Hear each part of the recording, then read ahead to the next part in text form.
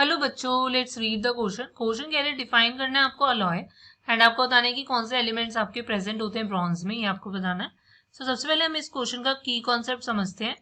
की कॉन्सेप्ट आपका लाई करेगा कि हमें पता होना चाहिए कि what is your mixture, right.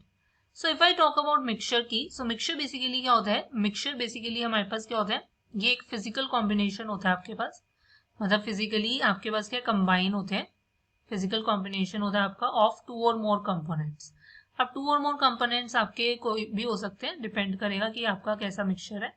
Fine. सो हम हमने ऐसा इसलिए समझा है क्योंकि देखो फिजिकल कॉम्बिनेशन मतलब फिजिकली कंबाइन होते हैं, इनको आप केमिकली, इनमें कोई बॉन्ड केमिकल रिएक्शन होकर ये कंबाइन नहीं होते और फिजिकल मेथड से आप इनको सेपरेट भी कर सकते हो।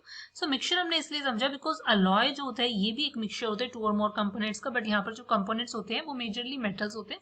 आपके पास कम केस में मेटल्स और नॉन मेटल्स भी हो सकते हैं। फाइन। सो अगर मैं बात करती हूँ, सो अलॉय क्या होता है कि क्योंकि यूजली मेटल होते हैं, so it is a metal जो आपका क्या होता है, मेडअप ऑफ होता है, made up of combining, made up of by combining two और मोर मेटेलिक एलिमेंट्स, राइट। ये आपका क्या होता है? एक मेटल होता है जो आपका मेडअप होता है बाय कंबाइनिंग टू और more metallic elements, right. To give, अब क्यों कंबाइन होते हैं? ताकि हम गिव कर सके, टू गिव ग्रेटर स्ट्रेंथ और resistance to corrosion, right. To give greater strength और रेजिस्टेंट टू कोरोजन, इसलिए हमारे पास क्या होते हैं? ये कंबाइन होते हैं। अब फर्दर अगर मैं बात करती हूँ, ये तो बात होगी अलॉय की। अगर बात करती हूँ मैं ब्रॉन्ज की, सो ब्रॉन्ज में ये देखा जाता है कि ब्रॉन्ज जो ये अलॉय होता है, ये